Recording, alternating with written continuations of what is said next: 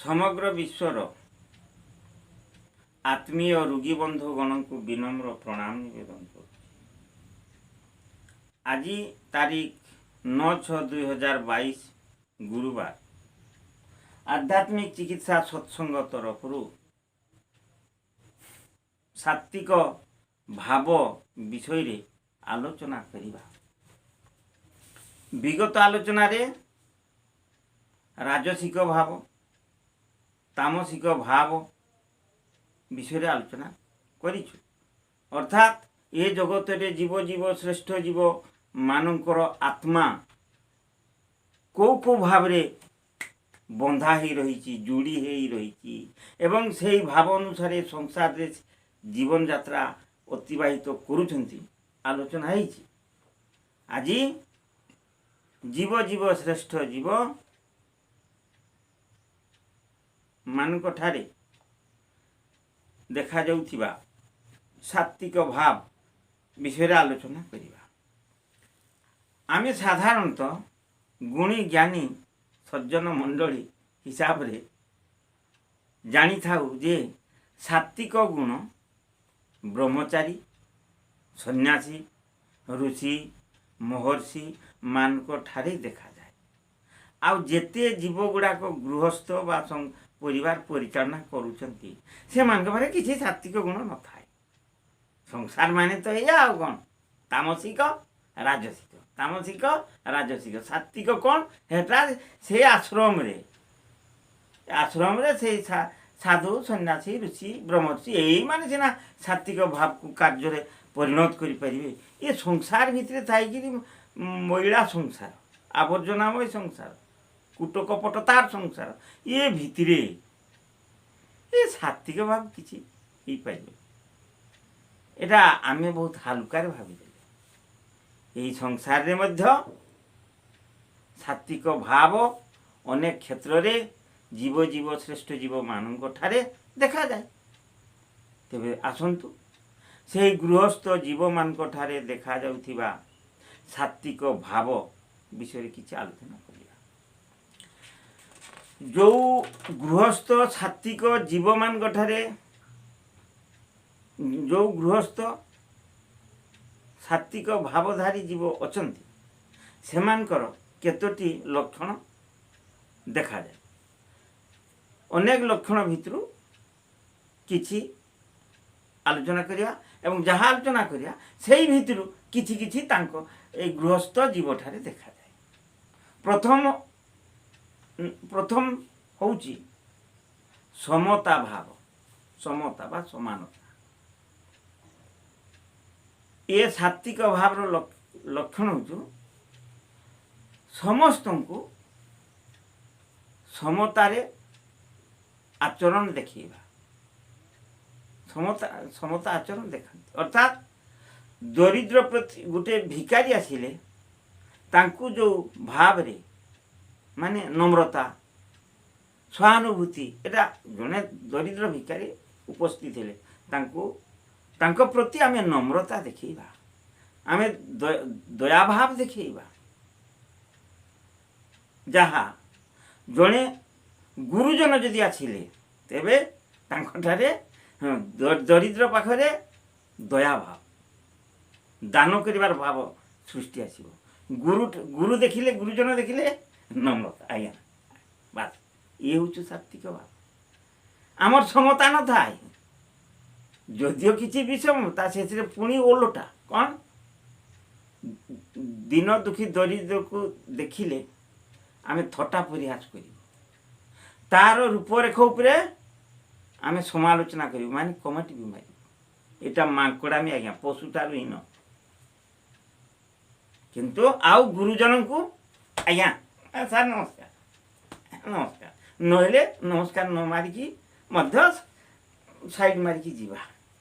कारण गुटे विषय को गृहस्थ हिसाब से सात्विक भाव आलोचना कले आपन उदाहरण गुड़ाक रखा को हम खाली घुसा पाठ कले किछि ही बुझी हेबनी जे सात्विक भावटा कौन ये हूँ समता। अर्थात हाँ ताहले जड़े सात्विक भावधारी गृहस्थ सम्मुख प्रथम साक्षात है दरिद्र भिकारी सहित।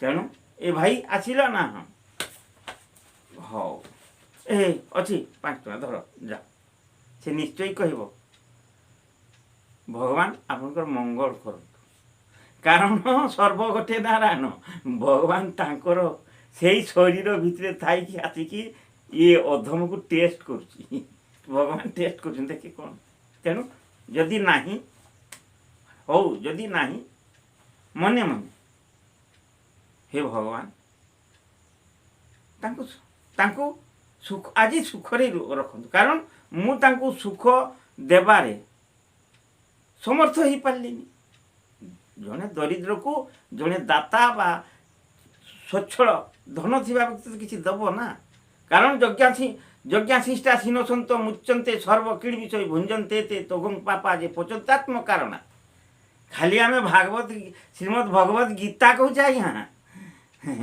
यार गुटे गुटे गुटे गुटे श्लोक बा आध्यात्मिक आध्यात्मिक दार्शनिक साहित्यिक सब अच्छी तेणु श्रीमद भगवत गीतार गुटे गुटे उपदेश आम पालन करने ना चाह 700 गुटे भी पालन करने ना चाह कौन यज्ञाशिष्टा सीनसंतो मुच्यंते सर्व कीड़ विषय भुंजंते ते तोगं पापा जे पचंते आत्म कारण यही विषयटी को आलोचना करिया गले धन युग कथा आसीबो भक्ति युग कथा आसीबो सात्विक भाव आसीबो आउ भुंजंते ते तोगं पापा जे पचंतात्म कारण एथिरे अपराध अपराध जनित जंत्रणा ये सब भिन्न भिन्न बहुत बहुत विषय अच्छी प्रति शब्द पाई माइल माइल रास्ता ज्ञानर माइल माइल रास्ता पड़े प्रति शब्द व्याख्या माने माइल माइल रास्ता पड़े तेबे यही जो कथा कहली गोटे दरिद्र मो भगवान जहाँ अल्प बहुत ए धन देइछन्ति ए उपार्जित धन रे 5 प्रकार यज्ञ करने को हुए आ 5 प्रकार यज्ञ बा कर्म प्रतिपादन करिकी अनुष्ठान करिकी जहाँ बड़िबो सेठिरे आपण संसार निजर परिवार को प्रतिपोषण करिए नचेत जो असुविधाटा हम तासे तल सड़कठारे तल दाड़ी अच्छी तेबे समता कथा कहबार दरिद्र कथा तेबे गुरुजन जने आसिले सम्मुखरे तांको सहित समता रक्षा करिया दरिद्र को सहानुभूति एवं किछि दान देवा हूँ कर्तव्य यहाँ हूँ सात्विक भाव गुरुजन प्रति नम्रता प्रथमे नम्रता बस कारण गुरुजन को गुरुजन एतिकी से प्रथम संतुष्ट होती कनिष्ठ मानकर नम्रता देखिले तेणु आगे नम्रता स्वीकार करें बास तांको आम संतुष्ट कर जड़े दरिद्र को जड़े भिकारी को किसी धन दान देकरी नम्रतार सहित पदे कथा के बाबू जा पाइल जा इत्यादि किसी पदे कहवाटा हूँ संपर्क आत्मा आत्मा सहित संपर्क मुझे आत्मा आत्मस्थ हेली आज्ञा कहवाटा अहंकार मुझे कहूनी जिते आम ज्ञान मार्ग में धीरे धीरे आगौचु से आम आत्ममय हवा आत्मिक शक्ति आगक आलोचना करवा ना मु आत्ममय मु सबटा नुहे I am not a dead body I am a living body soul is inside me हाँ तेणु मुझे समता रक्षा कर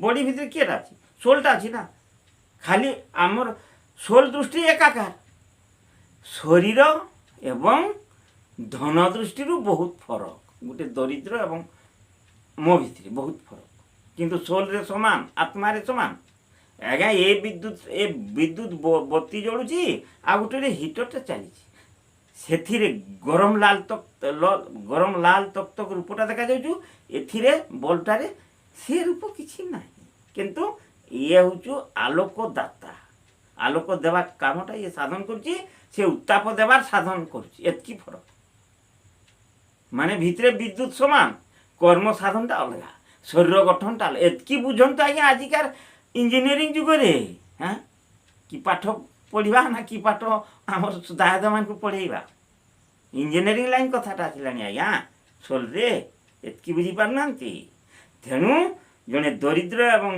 ଜଣେ ସାଧାରଣ ଭିତରେ ପାର୍ଥକ୍ୟ କ'ଣ? ଶରୀର ଗଠନଟା, ଏଟା ବଲ୍ବ ସେଟା ହିଟର, ଶରୀର ଗୁଡ଼ାକ ଅଲଗା। ଆଉ କ'ଣ ସାମର୍ଥ୍ୟ? ଏ ସାଂସାରିକ ସାମର୍ଥ୍ୟ ହେଉଛି ବିଶେଷ କରି ଧନ ଜ୍ଞାନ ବଳ। ସେଇ ଶରୀରର ଆର୍ଥିକ ବଳ ନାହିଁ। ସେଇ ଯେ ଦରିଦ୍ର ଭିକାରୀ ଆର୍ଥିକ ବଳରେ ନାହିଁ, ଶାରୀରିକ ବଳରେ ବି ହୀନ, ଆଉ ଜ୍ଞାନ ବଳରେ ବି ଦୁର୍ବଳ। ଏଗୁଡ଼ାକରେ ଦୁର୍ବଳ, ଅସଲ ଜିନିଷଟା ସମାନ। ଏଇଟା ହେଉଛି ସମତା ଭାବ। ତେଣୁ ଗୃହସ୍ଥ ଥରେ ସମତା ଭାବ ଆସିଗଲେ ସେ ଆତ୍ମସ୍ଥ ହେବା ପାଇଁ ବେଶୀ ସମୟ ନାହିଁ। ଅନେକ କୁହନ୍ତି ସାର୍ ଆପଣ ଯେ ଗୁଡ଼ାଏ କଥା କହୁଛନ୍ତି, ଆତ୍ମମୟ ସଂସାର ଭିତରେ ଥାଇକି ଜଞ୍ଜାଳ ଭିତରେ ଥାଇକି, ଆରେ ବାବୁ ଚିନ୍ତା କରନ୍ତୁ କେଉଁ ଗୁଡ଼ାକ ଆମେ କିଏଟା ଭୁଲ କରୁଛେ? ସମତା ସମତା ରଖନ୍ତୁ। ମୁଁ ଜଣେ ଦରିଦ୍ରକୁ କିଛି ଦେଇପାରିବିନି, ମୋ ପାଖରେ ପଇସା ପତ୍ର ନାହିଁ, ଅତ୍ୟନ୍ତ ଗୋଟେ ଭାବ, ଆରେ ଭାଇ ଆଜି ଯେ ଆଇଲ ମୋ ଘରେ ନାହିଁ, ହଉ ସେଇ ଘରଟାକୁ ହେଲେ ଯାଅ ପାଇବ। ଗୋଟେ ମାନେ ତାଙ୍କୁ ଗୋଟେ ସନ୍ତୋଷଜନକ ବାକ୍ୟ ତ କହିପାରିବା। ଜୀବଟା କାହା ପାଇଁ ଅଛି ଆଜ୍ଞା? ଖାଲି କଦର୍ଯ୍ୟା କଥା କୁତ୍ସା ରଟନା କରିବା ପାଇଁ, ପରନିନ୍ଦା କରିବା ପାଇଁ ଆମେ ଜୀବଟାକୁ ବ୍ୟବହାର କରୁଛେ। ଜଣକୁ ଟିକେ ଖୁସି ଦେବା ପାଇଁ କିଛି ଏ ଜୀବଟା ଓଲଟୁ ନାହିଁ। ଏ ହେଉଛି ସାତ୍ତ୍ୱିକ ଭାବର ବିପରୀତଟା। କେବଳ ଜଣେ ଘର ଛାଡ଼ିକି ଏ ଆଶ୍ରମରେ ଗଲେ କି ସନ୍ନ୍ୟାସୀ ହେବ ସାତ୍ତ୍ୱିକ, ଏହାର ବି କିଛି ଗ୍ୟାରେଣ୍ଟି ନଥାଏ। ଆଗେ ଜ୍ଞାନ, ଆଗେ ସେ ବିଷୟବସ୍ତୁ ବିଷୟରେ ଧାରଣା। ସମତା ଗଲା, ତୁଷ୍ଟି ବୋଲେ ଶାନ୍ତି। ଆମେ ଦେଖନ୍ତୁ ଗୋଟେ ଭୋଜି ଭାତରେ ବସିଛୁ, ମନରେ ଆମର ତୁଷ୍ଟି ନାହିଁ, କେତେ ମୋତେ ବେଶୀ ମିଳିବ ଏଠି ତୁଷ୍ଟି ମାନେ ଶାନ୍ତି। ଯେ ଆରେ ବାବୁ କେତେ କଷ୍ଟରେ ଜଣେ ଆୟୋଜନ କରିଛନ୍ତି, ସମସ୍ତଙ୍କୁ ସେ ସମାନ ଭାବରେ ସନ୍ତୁଷ୍ଟ କରିବା ପାଇଁ। ନା ମୁଁ ସେଥିରେ ତୁଷ୍ଟି ହେବିନି, ମୋତେ ଟିକେ ଅଲଗା ଅନ୍ୟ ପ୍ରକାର ବେଶୀ ଦରକାର। এটা সাত্ত্বিক ভাব নুহে। মানে ওলোটা কহিলে আপন ঠিকটা বুঝবে, নইলে কহে ইয়ে লোকটা কৌଛନ୍ତି শুধু বাজে কথা হো। সংসার ভিতরে থাইকি এ সাত্ত্বিক ভাব দেখে বাবু তুমি সেইଥିରେ আগে তুষ্টি ହେଇକି ଫେରି ଆସ, କାଲି ତୁମେ ସାତ୍ତ୍ୱିକ ଭାବ ହେଇଯିବ। ଯାଅ ଗୋଟେ ଭୋଜି ଭାତକୁ ଯାଅ, ଯାଇକି ବାବୁ ସମସ୍ତଙ୍କ ସମାନ ହେଇଗଲା ନା, ହଁ ଦିଅ ଖିଆ ପିଆ ଚଲାଅ, ଆଉ ଯାହା ବାଦ ବାକି ରହିଲା ସମସ୍ତେ ଯେତିକି ମିଳିବ ବଳିବ। ଏଇଟା ତ ସାତ୍ତ୍ୱିକ ଭାବ, ଏଥିରେ ଅସମ୍ଭବ କିଛି ନାହିଁ। ବା ତୁଷ୍ଟି ବୁଝିପାରିଲେ? ସମଦୁଃଖୀ ଜଣେ ସାଇ ପଡ଼ିଶା ଦୁଃଖରେ ପଡ଼ିଛନ୍ତି, ଯଦି ମୋ ଠାରେ ସମ୍ଭବ ହୁଏ ଆର୍ଥିକ ଦୃଷ୍ଟିରୁ ଆଗେ ଚେଷ୍ଟା କରି ଆର୍ଥିକ, ଭାଇ ଏତେ ଅସୁବିଧା ନା, ହଁ ଡାକ୍ତରଖାନା ନା, ହଁ ଏ ଭାଇ ମୁଁ ତ ଆପଣଙ୍କୁ ଆର୍ଥିକ ମାନେ ଶାରୀରିକ ବଳ ଦେଇପାରିବିନି, କାରଣ ମୁଁ ବି ଅନ୍ୟ କାମରେ ବ୍ୟସ୍ତ ଅତ୍ୟନ୍ତ। ସେଠି ଆଉ ତାଙ୍କୁ ଇନକ୍ୱାରି କରାଯିବନି ଆପଣଙ୍କ ପାଖରେ ପଇସା ଅଛି ନା, ହଁ ଅବଶ୍ୟ ଭଦ୍ରାମୀ ଦୃଷ୍ଟିରୁ କୁହାଯାଇପାରେ ପଇସା ପତ୍ର ଭାଇ ଅଛି ତ, ଏଇନା ମେଡ଼ିକାଲ ଗଲା ମାନେ ବହୁତ କିଛି ଉଦାହରଣ ସହିତ ମୁଁ ଆଲୋଚନା କରୁଛି ଆଜ୍ଞା। ପଇସା ପତ୍ର ହଁ କିଛି ଅଛି, ହଠାତ୍ ତ ଜଣେ ଆଉ ଗୃହକର୍ତ୍ତା ନିଜର ସମ୍ଭ୍ରମ ଲୁଚେଇ ପାରିବନି, ହଁ ଅଛି ନା, ହଁ ହଉ ମୋଠୁ ଏତିକି ଟଙ୍କା ଧରିଥାଅ ଯା। ଏଇଟା କିଏ ଆଜ୍ଞା? ଏ ଭାବଟା କ'ଣ? ନିଜକୁ ନିଜେ ପ୍ରଶ୍ନ କରନ୍ତୁ। ଗଲା ଯଦି ଜଣକାର ଆଜି ଘରେ ବିଶେଷ କିଛି କାମ ନାହିଁ, ସେ ସଙ୍ଗେ ସଙ୍ଗେ ଭାଇ ଜିନିଷକୁ ରୋଗୀକୁ ଶୀଘ୍ର ଶୀଘ୍ର ଉଠାନ୍ତୁ, ଏଟା ମୋର ପରାମର୍ଶ। ଆଉ ଯଦି ଚାହିଁବେ ତ ମୁଁ ଯାଇପାରେ, ଯଦି କହିବେ ନା ଆମର ଲୋକ ବାକ ଅଛନ୍ତି ଆଜ୍ଞା ଆପଣ ନଗଲେ ଭଲ କଥା, କିନ୍ତୁ ଶୀଘ୍ର ଉଠାନ୍ତୁ। ବା ଏତିକି ବାଣୀ ଶୁଣିଲେ ଆଜ୍ଞା ରୋଗୀର ଗାର୍ଡ଼ିଆନ୍ ବି ବଡ଼ ପାଇଯିବେ, ରୋଗୀଟା ମଧ୍ୟ କହିବେ ହେ ଭଗବାନ ମୁଁ ଭଲ ଯିବି, ମୋତେ ସମସ୍ତେ ଚାହୁଁଛନ୍ତି ମୁଁ ଆରୋଗ୍ୟ ହୁଏ। ଆଜ୍ଞା ଭଗବାନ ତ ଏଇଠି, ଆମର ସେ ସମଦୁଃଖ ହୁଏନି। କି ହେଲା ତା ସିଏ ଆକ୍ସିଡେଣ୍ଟରେ ଯାହା ଅବସ୍ଥା ଥିବ ସେଗୁଡ଼ାକ ସେମିତି ହେବେ। এটা ସମଦୁଃଖୀ ନୁହେଁ ଆଜ୍ଞା, ତାର ଯେଉଁ ଦୁଃଖ ପଡ଼ିଛି ଆଜ୍ଞା, ଯିଏ ଗର୍ଭବତୀ ସିଏ ଯେଉଁ ଯନ୍ତ୍ରଣା ଭୋଗୁଛନ୍ତି ପ୍ରସବ କାଳୀନ, ସେଟା ଆମେ ଅନୁଭବ କରିପାରିବୁ ନାହିଁ। ବା ଜଣେ ମା କେବଳ ଅନୁଭବ କରିବେ, ଯେ ଜନନୀ ହେଇଛନ୍ତି। ଅବିବାହିତା ଭଉଣୀମାନେ ଅନୁଭବ କରିପାରିବେ ନାହିଁ। ଅତ୍ୟନ୍ତ ତାଙ୍କର ଗର୍ଭ ଯନ୍ତ୍ରଣାରେ ନମ୍ରତାର ସହିତ କିଛିଟା ଅନୁଭବୀ ଦୁଃଖ, ଆରେ ଭାଇମାନେ ତୁମକୁ ଭଲ ଲାଗୁଛି କି? ସେ ଏତେ କଷ୍ଟ ଯନ୍ତ୍ରଣା ପାଉଛନ୍ତି, ଶୀଘ୍ର ଉଠା, ଏତିକି ପାଠୁ ଭାଷା ବାହାରୁ। ଗର୍ଭବତୀର ଯନ୍ତ୍ରଣା ଆଗେ ଆଜ୍ଞା 20% କମିଯିବ, ଆଗେ ତାପରେ ହେ ଭଗବାନ ସେ ଭାଇ ବି ମୋତେ ଚାହୁଁଛନ୍ତି ମୁଁ ଶୀଘ୍ର ମୋ ସନ୍ତାନ ଶୀଘ୍ର ଭୂମିଷ୍ଠ ହୁଅନ୍ତୁ।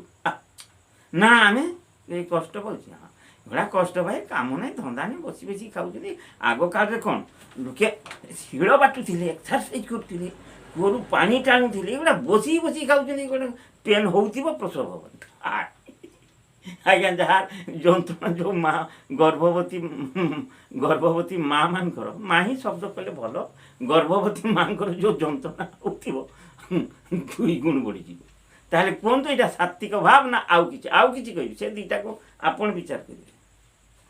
ତାହେଲେ ସମଦୁଃଖୀ ହେବା ସମସୁଖୀ ହେବା। ସମସୁଖୀ କ'ଣ ଜଣେ ଯଦି ଆରାମରେ ଚଳୁଛି କେତେବେଳେ ଦେଖା ହେଲା ଯାହା ହଉ ଭଗବାନଙ୍କ ଦୟାରୁ ଆପଣ ଭଲରେ ଅଛନ୍ତି ଭଲରେ ଥାନ୍ତୁ। ଏତିକି ଆମେ କହିବାକୁ ବି ପାଟିରୁ ଭାଷା ବାହାରେନି ନା ତାର ଓଲଟା ଚିନ୍ତା କରେ ସେଗୁଡ଼ା ଆପଣମାନେ ବିଚାର କରିବେ ମୁଁ ଆଉ କହିବିନି କାରଣ ଏ ବିଷୟବସ୍ତୁ ବେଳକୁ ସବୁ ମନେ ରଖିଥିବେ ଆଜ୍ଞା ମନେ ରଖିଥିବେ। ତାହେଲେ ସମଦୃଷ୍ଟି କ'ଣ ବୁଝିଲେ ଅର୍ଥାତ୍ ସିଏ ତ ସୁଖରେ ଅଛି ସୁଖରେ ଅଛନ୍ତି ଭଗବାନ ମୋତେ ବି ତ ସୁଖରେ ରଖିଛନ୍ତି ନାଇଁ ମୋତେ ସୁଖରେ ରଖିନାହାନ୍ତି। ଆଉ ସୁଖରେ ନହେଲେ ତ ଆଜ୍ଞା ବର୍ତ୍ତମାନ ମୁଁ କେଉଁ ଗଛ ମୁଣ୍ଡ ଥାନ୍ତି ମୁଁ ଆଜି ରେଲୱେ ଷ୍ଟେସନ ପ୍ଲାଟଫର୍ମରେ ଭଙ୍ଗା ଥାଳି ଧରି ବୁଲିଥାନ୍ତି। ମୁଁ ଏତିକି କହିବି ଏଇଟା ହେଉଛି ସମଦୃଷ୍ଟିରୁ କଥାରୁ ହଁ ଏ ସମଦୃଷ୍ଟିଟା ଏଇ ଯେଉଁ ଦେଖନ୍ତୁ ପାର୍ଥକ୍ୟ ଯେ ସେ ସୁଖରେ ଅଛନ୍ତି ମୁଁ ଦୁଃଖରେ ଅଛି ଏଟାକୁ ସହଜେ ସିନା ଆମେ ଧରି ନେଉଛେ ଟିକେ ଭିତରକୁ ଗଭୀରତାର ଚିନ୍ତା କରିବେ। ମୁଁ ମଧ୍ୟ ଭଗବାନଙ୍କ ଦୟାରୁ ମୁଁ ମଧ୍ୟ ସୁଖରେ ଅଛି ଅର୍ଥାତ୍ ଭଗବାନ ମୋତେ ସୁଖରେ ହିଁ ରଖିଛନ୍ତି। ଯଦି କଥା କହିବା ଆଜ୍ଞା କେହି ବୁଝିପାରୁନାହାନ୍ତି ଏଗୁଡ଼ାକ କିନ୍ତୁ ଅନେକ ମୁଁ କ'ଣ ସୁଖରେ ଅଛି ମୋର ଇଚ୍ଛା ନାହିଁ ପରା ମାନେ ଦେଖିଲା ବେଳକୁ 3 ମହଲା ଗଲାବେଳକୁ ଆଜ୍ଞା ମୋର ଏଇ ଅଭାବ ଏ ଭଗବାନ ତ ତଥାପି ଅଭାବ କରିଦେଇଛି। ଆଉ ସ୍ଥାୟୀ ମେମ୍ବର ଭିତରୁ ପରିବାର ଆଉ ଜଣକୁ ମୋର ପୁରା ଇଚ୍ଛା ନାହିଁ ବାବୁ ମାନେ ବାପ ପୁଅ ମା ବୁଢ଼ା ବୁଢ଼ୀ ସମସ୍ତେ ପଚାରନ୍ତୁ ଅନେକ ଅଭାବ ଘର ଅନ୍ନ ବସୁଛନ୍ତି ଅର୍ଥାତ୍ ୟାଙ୍କର ସମଦୃଷ୍ଟି ନଥାଏ ସମଦୃଷ୍ଟି ହେଲେ ଭାବଟା ରହିବନି। এই বিষয়টাକୁ ଅବଶ୍ୟ ଏଇନା ଅତି ସହଜରେ ମୁଁ ବୁଝେଇ ପାରୁନି କାରଣ ଦୀର୍ଘ ବ୍ୟାଖ୍ୟା ଦୀର୍ଘ ଉଦାହରଣ ଦରକାର ହେଲେ ଯାଇକି ଆପଣ ଜାଣିବେ ଯେ ପ୍ରକୃତିରେ ଈଶ୍ୱର ଯାହା କରିଛନ୍ତି ପ୍ରାଣୀଙ୍କ ମଙ୍ଗଳ ପାଇଁ ଈଶ୍ୱର ଯାହା କରିଛନ୍ତି ପ୍ରାଣୀଙ୍କ ମଙ୍ଗଳ ପାଇଁ ଯେତେବେଳେ ସମଦୃଷ୍ଟି ଭାବ ଆସିବ ସେତେବେଳେ ଯାଇକି ବହୁତ ଭାବରେ ସେଟାକୁ ଧରିପାରିବେ ଏବଂ ସେତେବେଳେ ଯେଉଁ ଆନନ୍ଦ ପାଇବେ ସେତେବେଳେ ଦୁନିଆଟାରେ ଆଉ କିଛି ରହିବନି ସମଦୃଷ୍ଟି। କାରଣ ଏ ଯିଏ ମୋଠୁ ନିକମା ତାକୁ ମୁଁ ହେୟ ଜ୍ଞାନ କଲି ତାର ମୋର ଭିତରେ ଭଗବାନ କେମିତି ସାମଞ୍ଜସ୍ୟ ରଖିଛନ୍ତି ସେଟାକୁ ବି ରଖିଲି। ମୋ ଠାରୁ ଯେ ଯଦି ଆର୍ଥିକରେ ଆଗରେ କିବା ଶାରୀରିକରେ ଆଗରେ କିବା ଜ୍ଞାନରେ ଆଗରେ ଓହୋ ଆମର ତ ଭଗବାନ ଭିନ୍ନତା ରଖିଛନ୍ତି ନା। ଯଦି କେହି କେଉଁ ବିଭାଗରେ ଆଗରେ ଅଛି ଏଇଟା ନା ମ ସେ ଏମିତି କରିବା ସେମିତି କରିବା ଏମିତି ହେଇଛି ଆଜ୍ଞା ଆପେ ଆପେ ତ ମୁଁ ଦୁଃଖରେ ଘାଣ୍ଟି ହେବି ମାନେ ତାଙ୍କର ଅଗ୍ରତା ସଫଳତା ବା ସୁଖ ଶାନ୍ତି ପ୍ରତି ମୋତେ ଇଚ୍ଛା ହିଁ ଜାଗ୍ରତ। ଆରେ ଚିନ୍ତା କରି ଦେଖିବେ ଯେ ଭଗବାନ ଯାହା ହଉ ତାଙ୍କୁ ବି ସୁଖ ରଖିଛନ୍ତି ହେଲେ ତାଙ୍କର ଏଇ ଗୁଣ ଏଇଟାର ଅଭାବ ଅଛି ଭଗବାନ ତ ମୋତେ ସେଇଟା ଦେଇଛନ୍ତି ଯେଉଁଟା ସେମାନେ ମନ ଭିତରେ ଚାହୁଁଛନ୍ତି ସେ ସନ୍ତାନ ଦୃଷ୍ଟିରୁ ହଉ ଧନ ଦୃଷ୍ଟିରୁ ଜ୍ଞାନ ଦୃଷ୍ଟି ଇତ୍ୟାଦି ଯେ ଯାହା ଦୃଷ୍ଟିରେ ଯାହା ଚିନ୍ତା କରନ୍ତି ମୋ ପାଖରେ ଧନ ଅଛି ମାନେ ତାଙ୍କ ପାଖରେ ଧନଟା ନାହିଁ ବାବୁ ତୁମ ପାଖରେ ଆଉ କିଛି ଗୋଟାଏ ଜିନିଷ ନାହିଁ ଯେଟା ତାଙ୍କ ପାଖରେ ଅଛି ଯେଉଁଥିପାଇଁ ଆପଣ ବି ଦିନ ରାତି ବି ସୂଚନା କରୁଛନ୍ତି ମୋର ସେଇ ଜିନିଷଟା ନାହିଁ ତେଣୁ ଅଭାବ ତ ସମସ୍ତଙ୍କ ପାଖରେ। ତେଣୁ ସମଦୃଷ୍ଟି ହେବା ପରେ ମନରେ ଶାନ୍ତି ଆସେ ଆଉ ସମଦୃଷ୍ଟି ଭାବ ହେଲେ କାଲି ସବୁ ରୋଗ ପଳେଇବ। ଘରେ ବସିକି ଗୋଟେ ରୋଗ ଧରି ବସିଛନ୍ତି କାହାର ଗ୍ୟାଷ୍ଟ୍ରିକ୍ କାହାର ବିପି କାହାର ଡାଇବେଟିସ୍ ସେଗୁଡ଼ାକ ଜଟିଳ ହେଉଛୁ ଚାପ ବଢ଼ୁଛି ରୋଗ ହେଉଛି ଏଗୁଡ଼ାକ ମୁଖ୍ୟତଃ ଏମାନେ ହେଉଛନ୍ତି ମାନସିକ ରୋଗୀ ये किडनी कैंसर 1 नंबर मानसिक रोगी आज्ञा, 1 नंबर मानसिक रोगी। तेणु से धारणा ध्यान समाधि रखाए। पतंजलि योग दर्शन यम नियम आसन प्राणायाम प्रत्याहार धारणा ध्यान समाधि आमे तो आज्ञा जीभरु सुख लालसाटा त्याग कर आमे केवल खाने के लिए जीना आमे खाइबा को बंचीचु मु अच्छी माने खाइबी ना कौन मरले पाइबी कि हाँ एटा एटा कहती चारबाग सूत्र आज्ञा अनेक ए संसार चारबाग सूत्रटा हूँ सात्विकर संपूर्ण ओलटा जाओ भगवान को कीचा मन पड़गला चारबाग आमे समस्ते चारबाग की कौन अरे जावत जीवेत सुखम जीवेत ऋणम कृत्वा घृतम पीवेत भस्मीभूत शरीर से आगमनम कुतः आज्ञा अनेक ये संसार जुक्ति बाढ़ुन सार कहवा कथा कहते अरे जावत जीवेत सुखम जीवेत ऋणम कृत्वा घृतम पीवेत भस्मीभूत शरीर से आगमनम कुतः है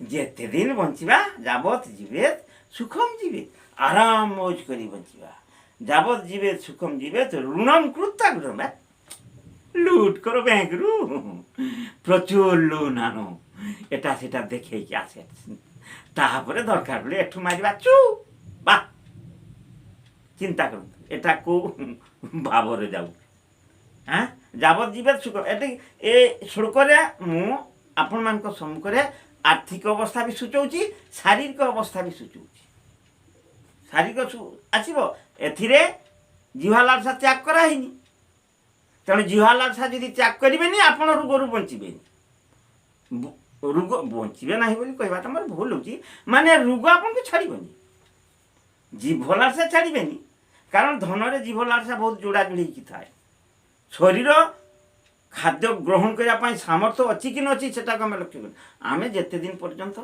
बंचीचे निर्धूम खाइबा तापर डाक्तर पाखे कहवा जाइए कहीं सर की काम दौची मास को मास टेस्ट कर मास को मास रोग बढ़ुची हाँ बढ़ के रोग छाड़बे कारण आपण मैंने ए क्षेत्र में मुझे कहबी जो रोगी गुड़ाक अधिक तामसिक अभाव से माने भल हो पारे ना किंतु ये आज तालीम दिया तालीम पाई पाई धीरे धीरे से संपूर्ण किडनी कैंसर एवं अन्यान्य जटिल रोगरू भल होबार रास्ता ही पाई जीव लालसा मनीष को केवे भल को आने ना आज्ञा तेणु छाड़ तो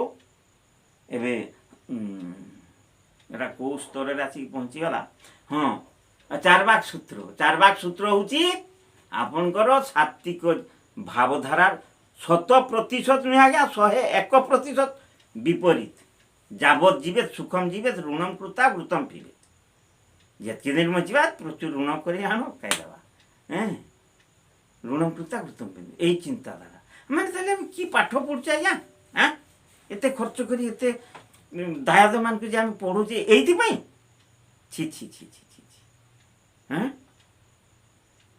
ये चारबाग सूत्र छाड़ तेणु ये हूँ सात्विकर विपरीत कारण सात्विक को सहजे व्याख्या करें आज्ञा सात्विक सम्मुखें राजसिक और तामसिक भाव को उपस्थापना करा जाए आलोक विषय व्याख्या कर बहुत कष्ट करहब किंतु टिके कष्ट कर अंधारटा व्याख्या करदे आलोकटा केते भल जना जाए सब बेले सात्विक भाव को व्याख्या करहब ना से आपनकर जगन्नाथ वासुदेव महंत चैनल ठारे कही रखी सात्विक भाव को सहजे फुटई हेबनी राजसिक और तामसिक भाव को जेते फुटेबे सात्विक भाव आपे आपे फुटी अंधार व्याख्या जेते कुहा जाए आलोकर महत्व सेते बढ़ी जाए नहीं मृत्यु दर्शन भावरे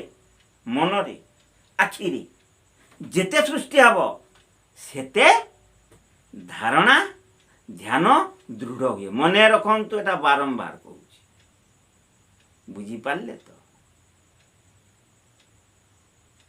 मृत्यु भावना आखिरे देखा मृत्यु देखा ये बापधन सी मरीगला रे आज हे देख ताको बही नहीं गले हे सी एक्सीडेंट चलीगला रे ଲୋକଟା କେତେ କ'ଣ କରିବ ବୋଲି ତା ବଡ଼ ବୟସ ଥିଲା ଚାଲିଗଲା। ହେ ଭଗବାନ, ହୁଏତ କାଲି ମୋର ବି ଆସିଯାଇପାରେ। ଅର୍ଥାତ୍ ମନରେ ନିଜଠାରେ ମୃତ୍ୟୁ ଦର୍ଶନ କରୁଛନ୍ତି, ଆଖିରେ ସେଟା ଦେଖିଲେ କିମ୍ବା କାନରେ ଶୁଣିଲେ।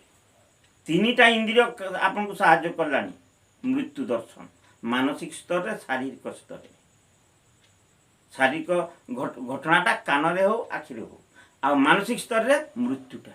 ତାହେଲେ ମୁଁ ଯେ ଏତେ ପରିଶ୍ରମ କରୁଛି ବଞ୍ଚିବି ହୁଏ ଭଲ ଲୋକ ଗୁଡ଼ାକ ତ ଯେତେବେଳେ ପରମାୟୁ ଗଲା ସରିଗଲା ଚାଲିଗଲା। ମୁଁ ଏ ଚିକିତ୍ସା କରିକି ପୁଣି ବଞ୍ଚିବି, ପରମାୟୁ ପଡ଼ିବ, ଏତିକି ବି ଆଜ୍ଞା ଆସୁନି। ସେମାନେ ମୂର୍ଖତା ହେଉଛି। କେଉଁଠି କେତେ ଟଙ୍କା ଖର୍ଚ୍ଚ କଲେ ଭଲ ଔଷଧ ପାଇବି, ଟାଉ ଗିଳୁଥିବି, ଆଡ଼େ ଘରେ ବି ଖାନେ କିଣିଛି ନା, ଘରେ ବି ସବୁ ଗିଳିବି। ବା କେବେ ଛାଡ଼ିବନି ଆପଣ। ଚିନ୍ତା କରନ୍ତୁ, ଜଣେ ସାତ୍ତ୍ୱିକ ଲୋକ ପାଖରେ ରୋଗଟା କିଛି ନୁହେଁ। ଗୋଟେ ସାଧାରଣ କ'ଣ, ସାଧାରଣ ମାଛି ମଶା। ଜଣେ ସାତ୍ତ୍ୱିକଧାରୀ ବ୍ୟକ୍ତିଙ୍କ ପାଇଁ ରୋଗଟା ଗୋଟେ ମାଛି ମଶା। କ'ଣ ମାଛି ମଶା? କ'ଣ ଏ ମଶା, ଠିକ୍। ଆଉ ଏ ରାଜସିକ ଏବଂ ତାମସିକ ପାଇଁ ବର୍ଷା। ଆଜ୍ଞା ବର୍ଷା ଆସିବ ଯେତେବେଳେ ନା ଗେବିଯିବ, ତାକୁ ଅପରେସନ୍ ନ କଲେ ହେବ ନାହିଁ। ମାନେ ଯନ୍ତ୍ରଣାସିକ୍ତ ହେବା ସମାନ। କିଏ ମଶାର ଶୁଣ୍ଢ ଦ୍ୱାରା ଫୁଡ଼ା ଖାଉଛୁ, କିଏ ବର୍ଷା ଦ୍ୱାରା ଫୁଡ଼ା ଖାଉଛୁ। ତେଣୁ ବର୍ଷାର ଫୁଡ଼ା ପାଇଁ ଆପଣଙ୍କୁ ଅପରେସନ୍ ପର୍ଯ୍ୟନ୍ତ କଥା ଯିବ, ଆଉ ମଶାର ଫୁଡ଼ା ପାଇଁ କିଛି ନାହିଁ। ଇଏ ହେଉଛୁ ସାତ୍ତ୍ୱିକଧାରୀ ବ୍ୟକ୍ତି, ଆଉ ଇଏ ହେଉଛୁ ରାଜସିକ ତାମସିକ। ଓ ବାପରେ, ବର୍ଷାଟା ଗେଞ୍ଜା ହେଇଛି, ବୁଝିପାରିଲେ? ତେଣୁ ଆସିଲା ସମତା, ସମଦୃଷ୍ଟିରୁ ଏସବୁ କଥା ଆସିଗଲା। ଆଉ ଭଲ ହେଲା, ଭଗବାନ କେତେବେଳେ କେଉଁ ଧାରରେ ଆଜ୍ଞା ନ ଭାବବା ଜିନିଷ ଗୁଡ଼ାକ ଏ ଆତ୍ମା କହୁଛି। ଏ ଶରୀରଟା କରିବ କ'ଣ? ଛାଡ଼ନ୍ତୁ, ସେଆଡ଼ୁ ଟିକେ ଫେରି ଆସିବା, ସମୟ ବହୁତ କମ୍। ସମତା ଗତି, ବଚନବଦ୍ଧତା। ସାତ୍ତ୍ୱିକ ଭାବର ଆଉ ଗୋଟେ ଲକ୍ଷଣ ହେଉଛି ବଚନବଦ୍ଧତା। ଆଜ୍ଞା ବଚନବଦ୍ଧତା କହିବିନି, କହିଲେ କି ଆପଣ ବେଶୀ ବୁଝିପାରିବେ, ଆପଣଙ୍କୁ ଉଲ୍ଟାଟା କହିବି। ବଚନବଦ୍ଧତାର ବିପରୀତ ହେଉଛି କୂଟ କପଟତା। କୂଟ କପଟତା ବଚନବଦ୍ଧତାର ବିପରୀତ। କୂଟ କପଟତା ମାନେ କ'ଣ? ଗୋଟେ ଉଦାହରଣ, ଭାଇ ଆଉ ଚାନ୍ଦା ତ ସମସ୍ତଙ୍କର ଏତିକି ଲେଖା ହେଲା, ସଭ୍ୟ ଚାନ୍ଦା।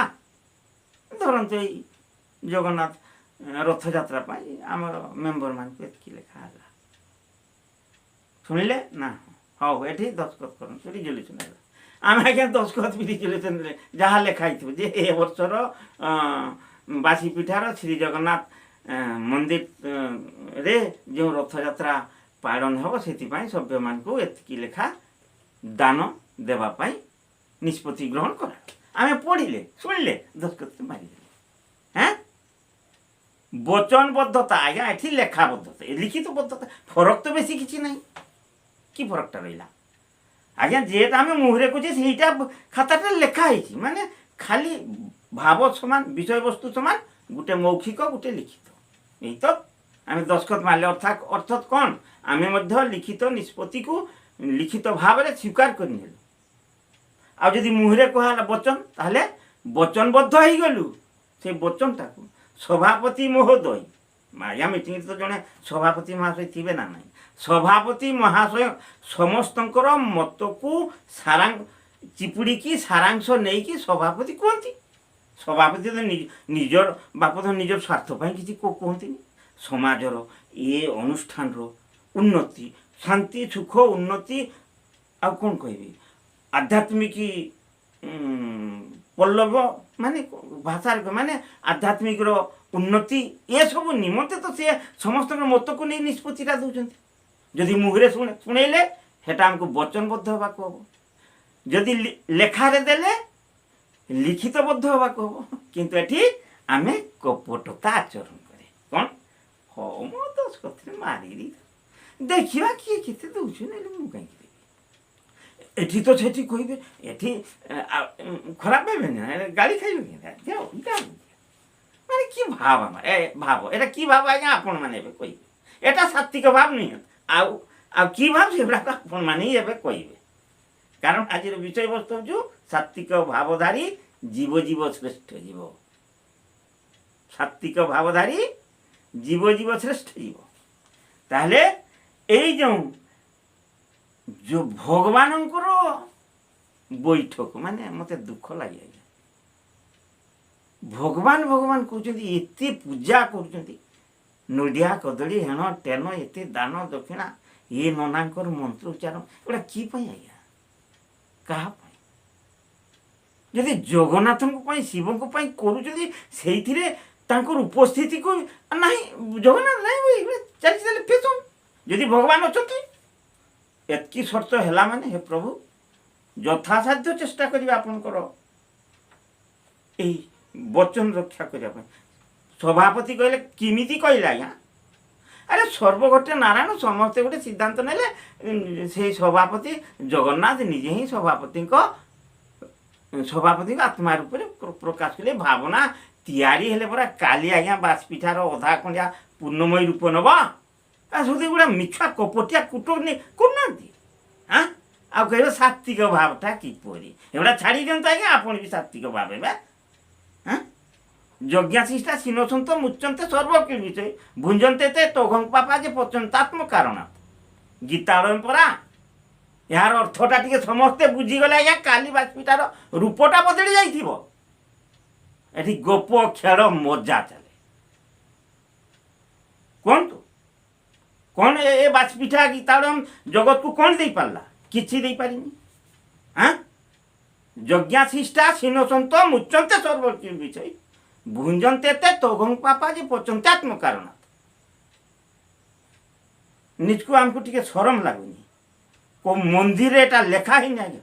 ଗୀତାଳୟ କେବଳ ବାସପିଠାରେ ହିଁ ଲେଖା ହେଇଛି, କିନ୍ତୁ କେହି ସେଟାକୁ ଆଖିର ପଲକରେ ବି ପକାନ୍ତିନି। ବାରମ୍ବାର କହୁଛି, ସାରା ବିଶ୍ୱର ଆଧ୍ୟାତ୍ମିକ ବିଜ୍ଞାନ ମହାଗ୍ରନ୍ଥ, ସେଥିରେ ବିଜ୍ଞାନ ଅଛି, ବିଜ୍ଞାନ ଯୁଗ ଅଛି, ଜ୍ଞାନ ଯୁଗ ଅଛି, ସବୁ ଭାବରେ ସବୁ ଅଛି। ମୁଁ ବାହାର କଥା କହୁନି। ସେଇ ବିଶ୍ୱର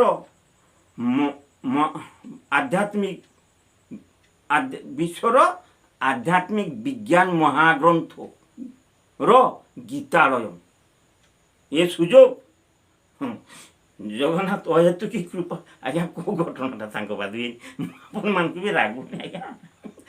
ଘଟଣା ହିସାବରୁ ଏଠି ସବୁ ହେଇଯାଉଛି। କରିବି ଜଗତର ନାଥ ଜଗନ୍ନାଥଙ୍କର କି କୃପା କି ଦୟା, ଏଠି ଗୋଟେ ଲେଖା କରିଛନ୍ତି। ଗୀତାଳୟ ଜାଣିଥିଲେ କେଉଁ ଜଗନ୍ନାଥ ମନ୍ଦିର ପାଇବେ? ଗୀତାଳୟ କିଛି ପାଇବେନି। କିନ୍ତୁ ବାସିପିଠା ଧନ୍ୟ। ସେଇଥିପାଇଁ ବସରେ ମଧ୍ୟ ବେଳେବେଳେ ମଜା କି କରେ, ବାସିପିଠା କ'ଣ କହୁଛନ୍ତି ମା? ଏଟା ସଜ ପିଠା ପରା। ହଁ ଆଜ୍ଞା, ବସ୍ ବାଲାଙ୍କୁ ପଚାରେ, ଏଟା ବି ମୁଁ ପରିହାସ କରେ। ମାନେ ବାସିପିଠା ବାସି ଏତେ ଭାଗ୍ୟବାନ ବିଶ୍ୱରେ କେହି। ଜଗତର ନାଥ ଆଜ୍ଞା ଶବ୍ଦଟା ବୁଝନ୍ତୁ। ଜଗତର ନାଥ ସେଟା ସାହିତ୍ୟ ବ୍ୟାକରଣରେ ସନ୍ଧି ହେଇଛି। ଜଗତନାଥ ଜଗନ୍ନାଥ ମାନେ ରାମ ବି ସେଥିରେ, କୃଷ୍ଣ ବି ସେଥିରେ, ଯୀଶୁ ବି ସେଥିରେ, ଆଲ୍ଲା ବି ସେଥିରେ, ସବୁ ସେଥିରେ ଜଗତର ନାଥ। ଆଲ୍ଲା କ'ଣ ଜଗତର ନାଥ ନୁହନ୍ତି? ଯୀଶୁଙ୍କୁ ତ ଭଗବାନଙ୍କ ପୁତ୍ର ହିଁ କୁହାଯାଉଛି ନା। ଯୀଶୁଙ୍କୁ ତ ଭଗବାନ ବୋଲି କେହି କହୁନାହାନ୍ତି। କିନ୍ତୁ ଯିଏ ପରମ ପ୍ରତିନିଧି, ତାଙ୍କ ପାଦ ଛୁଇଁଲେ ପରେ ଆମେ ଭଗବାନଙ୍କୁ ପହଞ୍ଚିଯିବା। କେତେ ସୁନ୍ଦର କଥା ଯେ ପରମ ପ୍ରତିନିଧି ଶ୍ରୀରାମଚନ୍ଦ୍ର, ତାଙ୍କ ପୁରା ଫଟୋର ପାଦଟାକୁ ଛୁଇଁଲେ ଆମେ ଭଗବାନଙ୍କୁ ପ୍ରାପ୍ତ ହେବା। କି ଅର୍ଥ ଆଜ୍ଞା?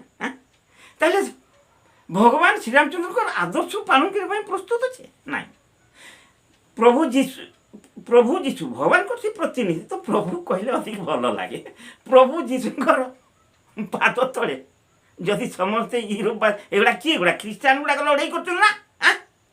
ମାନେ ଖ୍ରୀଷ୍ଟିଆନ ଗୁଡ଼ାକ ଆମେ ତାଙ୍କ ଗଳାରେ ଦେଖନ୍ତୁ ନା ଗୋଟେ କ୍ରସ୍ ଥିବ, କିନ୍ତୁ ସେମାନେ ରାଜସିକ ଆଜ୍ଞା। ଏଠି ଜାତି ବର୍ଗ ଧର୍ମ କଥା ଆଲୋଚନା ହେଇନି, କୋଉ ସେ ପାଖକୁ ଯାଉଛି। କିନ୍ତୁ ଆଲୋଚନାର ମୁଖ୍ୟ ବିଷୟ ହେଉଛି ତ୍ରିବର୍ଗ ବା 3 ପ୍ରକାର ଆତ୍ମା ଗୁଡ଼ାକ। किए ख्रीष्टान हो पारे किए मुस्लिम हो पारे किए हिंदू हो पारे एमाने सात्विक भावर नुहंते आज्ञा दुनिया को एते माने अंध करिके माने ए साधारण वर्ग को अंध धर्मर से कह जाए धार्मिकता गोटे अफिम निशा अंध पुटुल दियाचु हेतु आज प्रति कथार से हिजाब रे झगड़ा हाय से मंदिर भंगा गला हाय से अन्य झगड़ा एड़ा सब माने अंधरे रखा सचेतन हूँ जगतर नाथ जगन्नाथ जगन्नाथ मंदिर आ से मंदिर पुणी विश्वर आध्यात्मिक विज्ञान महाग्रंथ नाटा आपन कहे विश्वर आध्यात्मिक विज्ञान महाग्रंथर आलय माने घर माने पाठागार विश्वर को जगन्नाथ मंदिर यही सरकारी भाषा जदि कहबी ताहले को माने सरकार माने तो हाँ कौन कहती अनुमोदन करती अंतर्भुक्त आम कहने affiliated by NCBT ITI is Om Sai ITI is Om Sai ITI is affiliated to NCBT National Vocational Training Delhi central system affiliated बहुत ठीक सेमती गीतालय सेटा जगन्नाथ द्वारा affiliated हेची ए बासपीठा ताले ए बासपीठार बासिंदा माने धन्य नुहंती चिंता कर देखो इताड़ गोटे पाठागार शब्दटा छोट नुहे आज्ञा श्रीमद भगवत गीतार पाठागार छोट नुहे सारा विश्व कहीं पाई ना गोटे बासपीठा मत जो बासपीठा ग्रामवासी किसी बुझी ही पारते किसी बुझी पारते जिते कहले मु गोटे गोटे उस्काई अनेक मत पागल भी कहते थरे करी डीआईसी ए देख से सात्विक भाव में जावा टाइम तो बहुत चली जाऊँ हाँ ये डीआईसी पर बंद कर दूँ थरे खोल डीआईसी डिवाइन इंश्योरेंस कॉर्पोरेशन माने से अरे यज्ञाशिष्टा सिंह सत मुचंते सर्वकीड़ी विषय भुंजंते ते तोगं पापा जे पचंतात्म कारण से तार प्रैक्टिकल रूपटा देखो DIC divine insurance corporation manager आ मने भी पड़ुनी से कौन कौन लिखाई माने गैलेक्सी जे परिचाल ये जगन्नाथ माने उड़िया जगन्नाथ नहीं आज्ञा आमर ये भाव गुड़ाक सुद पूरा अंध कर रखा आम वचन आचरण एमती भंगी कराई जे जगन्नाथ जमी ओडार ठाकुर आ किए एटा तो आप ठाकुर मो ठाकुर अलग हम किए छोट चिंताधारा भाई आप ठाकुर किए हाँ से मस्जिद हाँ मुझे मुंडिया मारी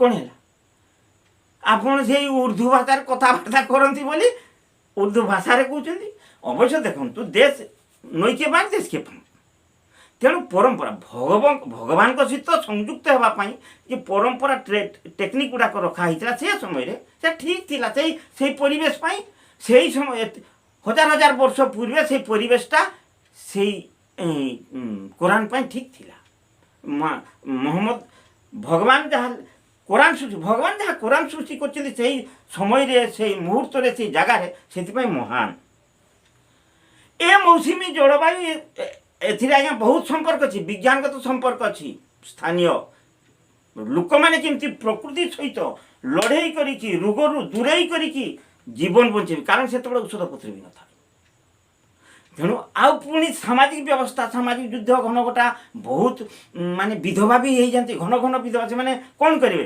अरे से गुहार भितर न भर्ती कर जन मालिक ना असुविधा होजे हाँ तेणु विधवा को जहाँ एवं से युद्ध घनघटा ना आज्ञा